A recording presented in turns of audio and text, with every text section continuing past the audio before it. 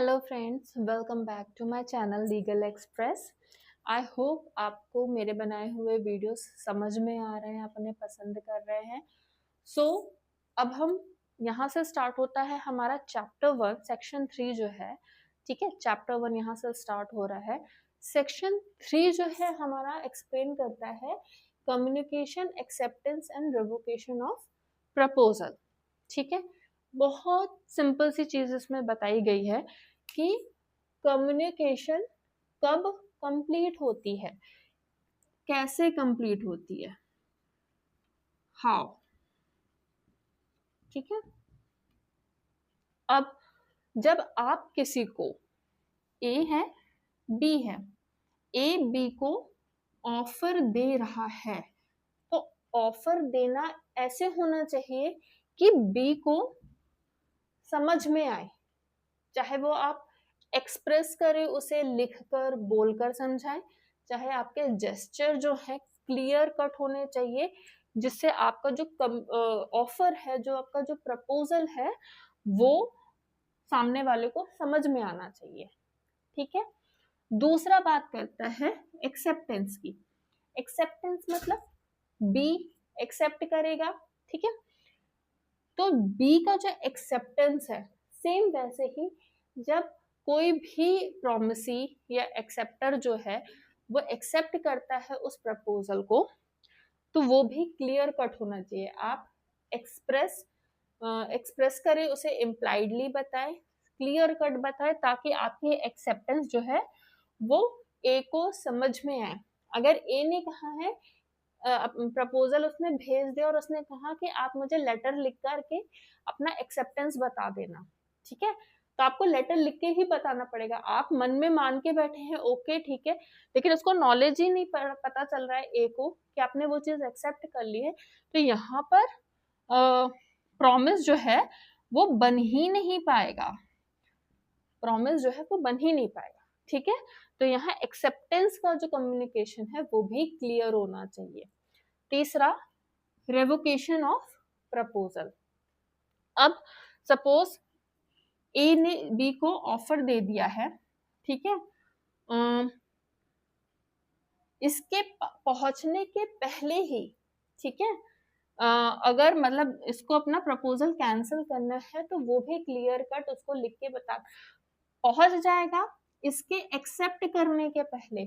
जैसे सपोज ए ने इसको बोला कि मैं अपने गांव की जो है लैंड जो है आपको बेचने के लिए रेडी हूँ 10 लाख रुपीस में। 4 एकड़ लैंड है और उसको मैं आपको 10 लाख रुपए में बेचने के लिए रेडी हूँ। Are you ready? अगर आप तैयार हैं तो एक लेटर के थ्रू मुझे एक्सेप्ट करके बताएं। ठीक है, अब इसका मूड चेंज हो गया, उसको पता चला कि नहीं वहां दाम बढ़ गए हैं, तो 10 लाख रुपए कम है, 20 लाख रुपए दाम हो गया। तो इसके एक्सेप्ट करने के पहले, लेटर लिख के भेजने के पहले, ये तुरंत उसको फिर से कम्युनिकेट करेगा कि नहीं, अब वो जो ऑफर मैंने दिया था वो मैं कैंसिल कर रहा हूँ, रिवोक कर रहा हूँ, वापस ले रहा हूँ। रिवोकेशन मतलब वापस लेना उस प्रपोजल को। ठीक है, तो बी के एक्सेप्ट करने के पहले उसको वापस लेना क्या कहलाएगा? Communication, revocation of proposal. ठीक है, तो ये भी क्लियर कट होना चाहिए, लिखकर बोलकर ही सामने वाले को बताना है, ताकि आपका जो इंटेंशन है सामने वाले को समझ में आए। Now our next section is section 4, communication when complete. Communication कब कंप्लीट होता है? तो इसमें 3 चीजें आती हैं: communication of proposal, communication of acceptance and communication of revocation. ठीक है, प्रपोजल का कम्युनिकेशन कब पूरा होता है, एक्सेप्टेंस का कम्युनिकेशन कब पूरा होता है, और रेवोकेशन का कम्युनिकेशन कब पूरा होता है। तो इसे हम एक ही एग्जाम्पल से समझेंगे। ठीक है, 2 पार्टीज हैं। ठीक है, ए एंड बी। ए ने बी को लेटर के थ्रू प्रपोजल भेजा कि आप 10 लाख रुपीस में मेरी लैंड को परचेस कर ले। ठीक है, अब इसने 8 अगस्त को सपोज लेटर लिखा, ठीक है। बी को ये लेटर मिला 10 अगस्त को। तो प्रपोजल का कम्युनिकेशन कब पूरा हो रहा है? 10 अगस्त को। यानी जब बी को नॉलेज मिल रहा है इस प्रपोजल का, तब वो प्रपोजल कंप्लीट हो रहा है। ए की तरफ से प्रपोजल 8 तारीख को ही कंप्लीट हो गया क्योंकि उसने वो लेटर बॉक्स में डाल दिया, ठीक है। 10 तारीख को बी को रिसीव हो रहा है, तो बी को नॉलेज हो रहा है कब? 10 तारीख को, ठीक है। तो बी का जो कम्युनिकेशन है यहाँ पे, जो उसको नॉलेज जब मिला, तो यहाँ पे प्रपोजल का जो कम्युनिकेशन है वो कंप्लीट हो रहा है, ठीक है। सेम ऐसे ही एक्सेप्टेंस का कम्युनिकेशन कब कंप्लीट होगा? सपोज बी ने एक्सेप्ट कर लिया उसका प्रपोजल कि ठीक है मैं 10 लाख रुपीस में आपकी लैंड को परचेस कर ले रहा हूँ। अब ये भी 10 अगस्त को ही वापस से लेटर बॉक्स में, नहीं चलिए सपोज 11 अगस्त को समझने के लिए, 11 अगस्त को इसने लेटर बॉक्स में लेटर डाल दिया एक्सेप्टेंस का, और ये यही लेटर ए को कब मिल रहा है? 13 अगस्त को, ठीक है, 13 अगस्त को मिल रहा है। तो बी की तरफ से तो एक्सेप्टेंस कब कम वो हो गया? 11 तारीख को, जब उसने लेटर बॉक्स में वो लेटर डाला, ठीक है। और ए को कब उसका नॉलेज मिल रहा है? 13 अगस्त को, 2 दिन बाद मिल रहा है। तो ए के लिए एक्सेप्टेंस कब कंप्लीट हो रहा है? 13 तारीख को, ठीक है। सिंपल था। अब रेवोकेशन का कम्युनिकेशन कैसे कंप्लीट होता है? तो रेवोकेशन दोनों की तरफ से भी हो सकता है, दोनों की तरफ से हो सकता है, प्रपोजर की तरफ से भी और एक्सेप्टर की तरफ से, यानी प्रपोजर और प्रोमिसी तरफ से, दोनों पार्टी से रिवोक हो सकता है। कब? अब जैसे ए ने इसको प्रपोजल भेजा, इसको 10 तारीख को मिल रहा है, ठीक है।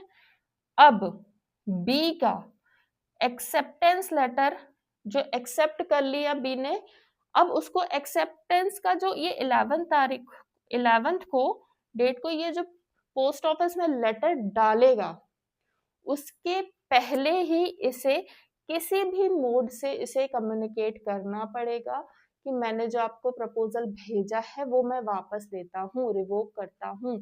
यानी बी के एक्सेप्टेंस का जो कम्युनिकेशन, मतलब जो कम्युनिकेट करने का पहला स्टेप है ना, यानी कि लेटर लिखकर उसको पोस्ट करना, उसके पहले ही ए को बी को ये बताना पड़ेगा कि मैं अपना प्रपोजल को रिवोक कर रहा हूँ। सेम इसी तरह सपोज बी ने उस ऑफर को एक्सेप्ट कर लिया है और लेटर पोस्ट कर दिया है, ठीक है। अब इसको मिल रहा है 13 तारीख को, अभी इसे नॉलेज नहीं है एक्सेप्टेंस का, ठीक है। तो बी के नॉलेज में आने के पहले, यानी 13 तारीख के पहले, बी को किसी भी माध्यम से, किसी भी मोड से ए को ये बताना पड़ेगा कि मैंने आपको एक्सेप्टेंस का लेटर भेज तो दिया है, लेकिन मैं उसे रिवोक कर रहा हूँ, वापस ले रहा हूँ।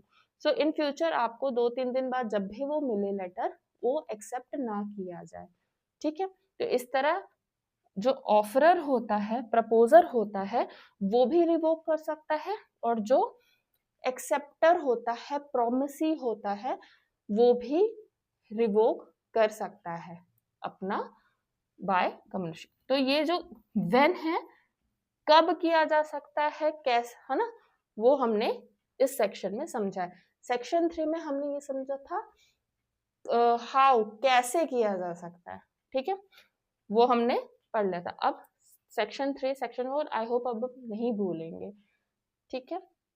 नेक्स्ट हमारा सेक्शन 5 है, जो बात करता है रेवोकेशन ऑफ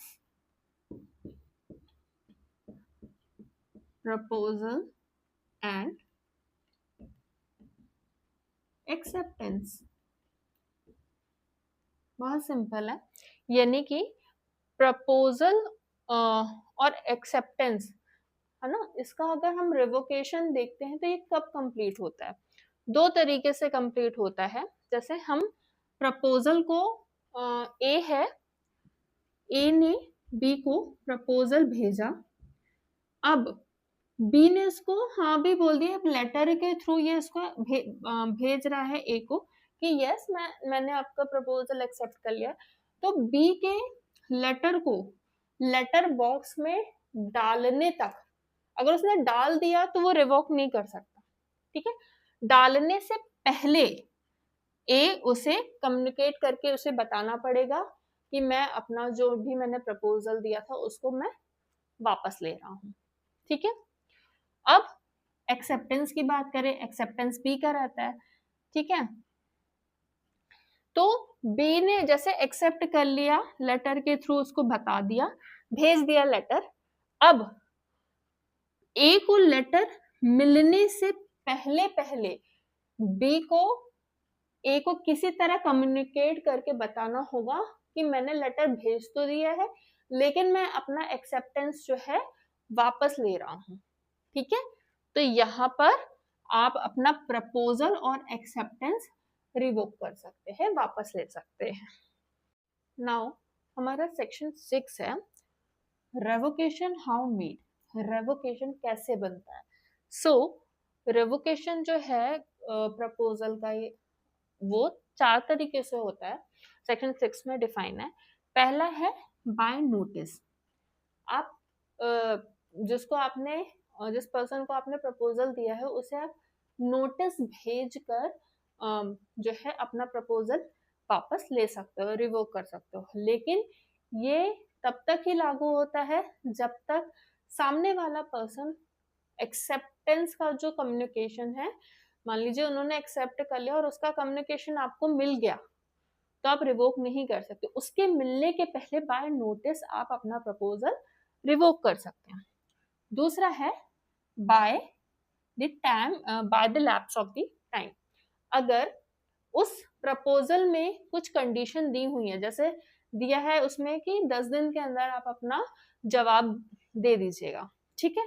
10 दिन बीत गए तो वो प्रपोजल जो है अपने आप ही रिवोक हो जाएगा। या अगर कंडीशन नहीं भी दी है तो फिर भी एक वैलिड टाइम पीरियड तक 3 मंथ्स है ना मैक्स, अगर उन्होंने नहीं कोई जवाब दिया तो वो भी आपका जो प्रपोजल है वो रिवोक माना जाएगा, रिवोक आप कर सकते हैं। तीसरा है by failure of the acceptor to fulfil the condition precedent. मतलब आपने सामने वाले को प्रपोजल दिया, ठीक है, सामने वाले ने एक्सेप्ट भी कर दिया लेकिन आपने एक कंडीशन रखी थी। जैसे मैंने कहा कि मैं आपको अपने कोचिंग में पढ़ाऊंगी लेकिन उसके लिए आपको 5,000 रुपीज एडवांस जमा करने होंगे। बी ने जो था सामने वाले ने वो एक्सेप्ट कर लिया, ठीक है। अब एक्सेप्ट कर लिया, प्रॉमिस बन गया, लेकिन जो बी है वो 5,000 रुपीज मुझे पे करना नहीं कर पाया वो, ठीक है। तो यहाँ पर जो था वो जो ऑफर था वो रिवोक माना जाएगा, रिवोक हो जाएगा, ठीक है। लास्ट है bye death of the proposal.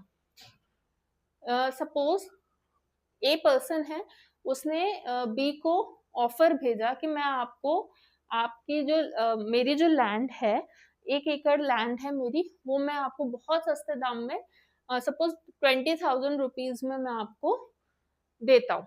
और जैसे ही उसने प्रपोजल दिया और उनकी डेथ हो गई, एक ही डेथ हो गई, ठीक है। तो यहाँ जो प्रपोजल दे रहा है जब वही नहीं रहेगा तो यहाँ पर भी आगे की जो कंडीशन है फुलफिल नहीं हो पाएगी, है ना, कॉन्ट्रैक्ट नहीं बन पाएगा। तो यहाँ पर इस तरीके से ये प्रपोजल जो है रिवोक हो जाता है। तो ये 4 कंडीशन है जहां पर आपका प्रपोजल रिवोक हो सकता है। हमारा नेक्स्ट सेक्शन है सेक्शन 7 जिसमें डिफाइन किया गया है acceptance must be absolute. Acceptance कैसा होना चाहिए? पहला तो बी एब्सोल्यूट एंड अनक्वालिफाइड, ठीक है।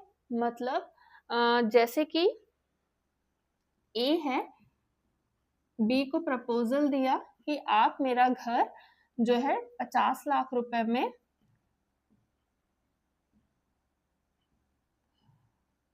50 लाख रुपए में खरीद लो, बी ने एक्सेप्ट तो किया लेकिन कहा कि 45 लाख रुपए ले लो, ठीक है।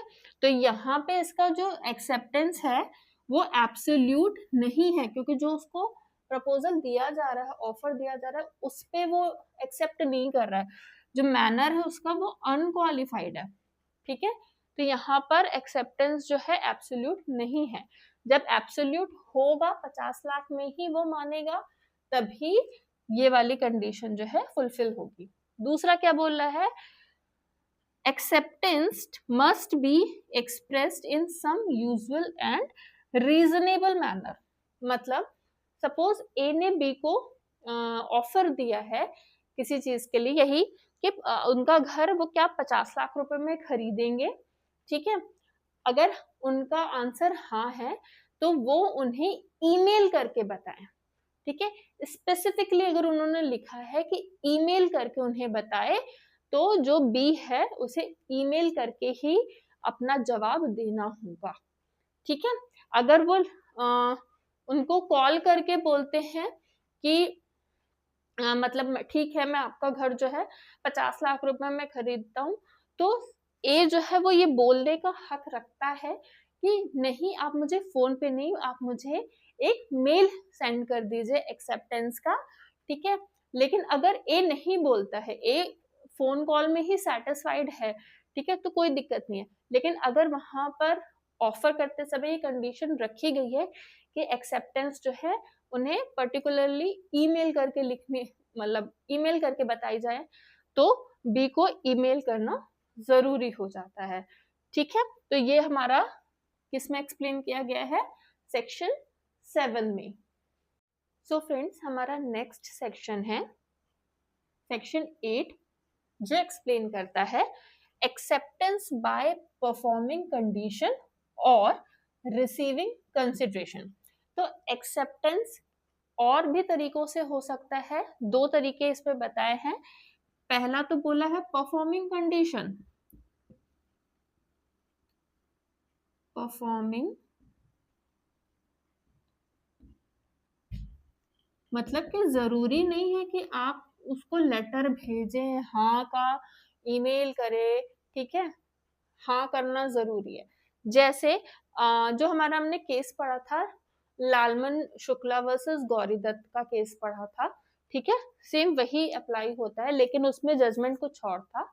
अब जैसे एग्जाम्पल से समझिएगा कि मेरा एक डॉग है, कुत्ता है, वो खो गया है, मैंने न्यूज़पेपर में पब्लिश कराया कि जो भी मेरा कुत्ता ढूंढ कर लाएगा मैं उसे 5,000 रुपए इनाम दूंगी, ठीक है। अब वो किसी एक्स पर्सन को मिल जाता है और वो मेरे पास लाता है और मैं उसे 5,000 रुपए दे देती हूँ। अब यहाँ मैं ये नहीं कह सकती कि आपने हाँ एक्सेप्ट नहीं किया था, मैंने भले जर्नल ऑफर दिया है पब्लिश करा करके, लेकिन आपका एक्सेप्टेंस तो मेरे पास नहीं पहुंचता। लेकिन मैंने यहाँ कंडीशन जो थी इसकी ये रहती है कि एक्सेप्टेंस आपने, मैंने जो परफॉर्मेंस करने को बोला था, ढूंढने को बोला था, है ना, वो उन्होंने वो कंडीशन जो है फुलफिल कर दी है। तो इस तरीके से भी प्रपोजल को एक्सेप्ट किया जाता है, ठीक है। दूसरा क्या बोल रहा है, रिसीविंग कंसिडरेशन।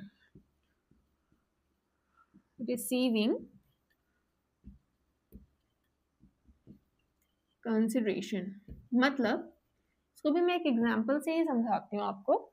सपोज किसी ने अपनी बुक पब्लिश करी, ठीक है, बहुत अच्छी थी, बुक सेलर मेरे पास आया, है ना, वो बुक मेरे पास उसने रख दिया, उसने बोला कि आप पढ़िएगा, आपको अच्छी लगेगी, आप इसको अपने पास रख लीजिए और मुझे पेमेंट कर दीजिएगा बाद में, ठीक है, और अगर नहीं पसंद आती है तो आप अभी वापस कर दीजिए, ठीक है। ये कह के वो चला गया। अब मैंने बुक ली, मैंने उसे पढ़ा, मुझे बहुत अच्छी लगी, मैंने उसको बुक सेल्फ में रख दिया अपने, है ना। अब यहाँ पर मैंने जो है उनका जो कंसिडरेशन है वन साइडेड, मैंने रिसीव कर लिया है, मतलब जो गुड्स के फॉर्म में है, बुक जो हो गई एक सामान हो गया, गुड्स के फॉर्म में जो है वो कंसिडरेशन मैंने रिसीव कर लिया है। अब मेरी ड्यूटी है कि मैं, जो उन्होंने कहा था कि अच्छी लगेगी तो आप रख लीजिएगा, पेमेंट आप बाद में कर दीजिएगा। तो अब मेरा यहाँ पे लाइबिलिटी है कि मैं उनकी जो बुक की जो भुगतान है, पेमेंट है, वो करूँ, है ना। तो रिसीविंग कंसिडरेशन, उनका जो बुक था उसको रिसीव करना एज अ कंसिडरेशन, है ना, ये भी एक तरीके का एक्सेप्टेंस होता है। अगर मुझे एक्सेप्ट नहीं करना होता तो मैं बोल देती कि नहीं, मुझे नहीं चाहिए, आप बुक मत रख के जाइए, ठीक है। तो यहाँ पर इस तरीके से सेक्शन 8 जो है वो एक्सप्लेन होता है। सो हमारा जो नेक्स्ट सेक्शन है वो है सेक्शन 9, प्रोमिसेस, एक्सप्रेस और इम्प्लाइड। वैसे तो हमने इस टर्म को बहुत अच्छे तरीके से पढ़ चुके हैं हम ऑफर में, एक बार हम और रिवाइज कर लेते हैं। एक्सप्रेस, इम्प्लाइड, ठीक है। एक्सप्रेस मतलब या तो कोई चीज रिटन हो या स्पोकन हो, ठीक है। आप रिटर्न फॉर्म में किसी को प्रपोजल भेज रहे हैं या बोल कर किसी को प्रपोजल या ऑफर दे रहे हैं और सामने वाला भी लिख करके या बोल करके उसको एक्सेप्ट कर रहा है, ठीक है। तो ये एक्सप्रेस प्रॉमिस हो गया। इम्प्लाइड प्रॉमिस कैसे हुआ, जैसे मैंने आपको बस वाला एग्जाम्पल बताया था कि मैं बस स्टॉप में खड़ी हूँ, है ना, उस रास्ते से भोपाल से इंदौर जाने वाला वो रास्ता है, वहां जितनी बसेस आती हैं वो भोपाल से इंदौर की तरफ ही जाती है, ये मुझे भी पता है, ठीक है। वहां से बस रुकेगी, बस वाला मुझसे पूछा नहीं, मैंने बस वाले से नहीं पूछा, मैं चढ़ गई, ठीक है। तो ये जो होगा एक इम्प्लाइड प्रॉमिस होगा, ठीक है। एक तरह से बस वाले का इम्प्लाइड ऑफर था कि आपको चलना है कि नहीं चलना है, और मेरी तरफ से इम्प्लाइड एक्सेप्टेंस था, हाँ मुझे चलना है भोपाल से इंदौर की ओर। तो ये हमारा इम्प्लाइड प्रॉमिस हो जाएगा, वेरी सिंपल। सो फ्रेंड्स, एक बार हम जो भी है, जितना हमने पिछले वीडियो से इस वीडियो में पढ़ा है ना, लास्ट के 2 वीडियोस में, उसका हम एक क्विक रिवीजन कर लेते हैं ताकि हमें सेक्शन वाइज चीजें याद रह सके। सो सेक्शन 1 हमारा शॉर्ट टाइटल है, हर एक एक्ट में जो सेक्शन 1 है वो शॉर्ट टाइटल ही होता है, जिसमें उस एक्ट का जुरिस्डिक्शन, इन्फोर्समेंट डेट वगैरह दी होती है। सेक्शन 2 से स्टार्ट करते हैं। सो सेक्शन 2 ए क्या बोल रहा है, प्रपोजल, उसको हम ऑफर भी बोल देते हैं। बी क्या बोल रहा है हमारा, प्रॉमिस। सी हमारा डिफाइन कर रहा है प्रॉमिसर को और प्रॉमिसी को। 2D क्या बोल रहा है, कंसिडरेशन। 2E जो है वो बोल रहा है, सॉरी, एग्रीमेंट।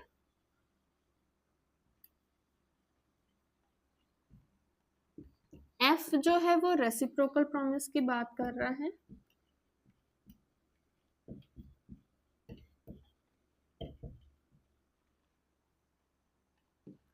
G जो है वो वॉइड एग्रीमेंट की बात कर रहा है। H जो है कॉन्ट्रैक्ट की बात कर रहा है। 2I जो है हमारा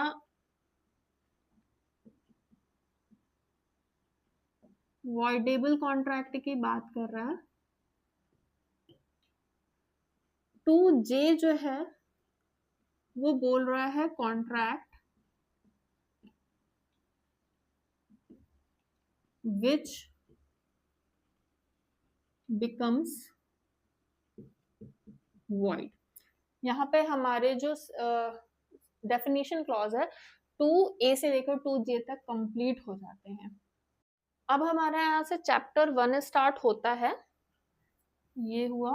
इसके बाद हमारा चैप्टर 1 स्टार्ट होता है सेक्शन 3 से, जिसमें बताया गया है कम्युनिकेशन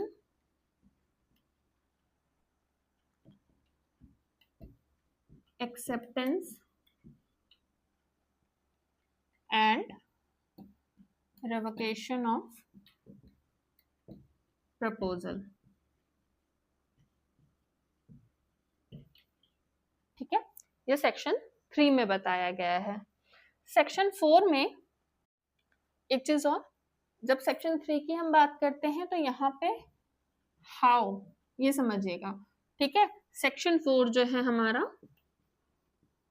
वो बोलता है कम्युनिकेशन व्हेन कंप्लीट।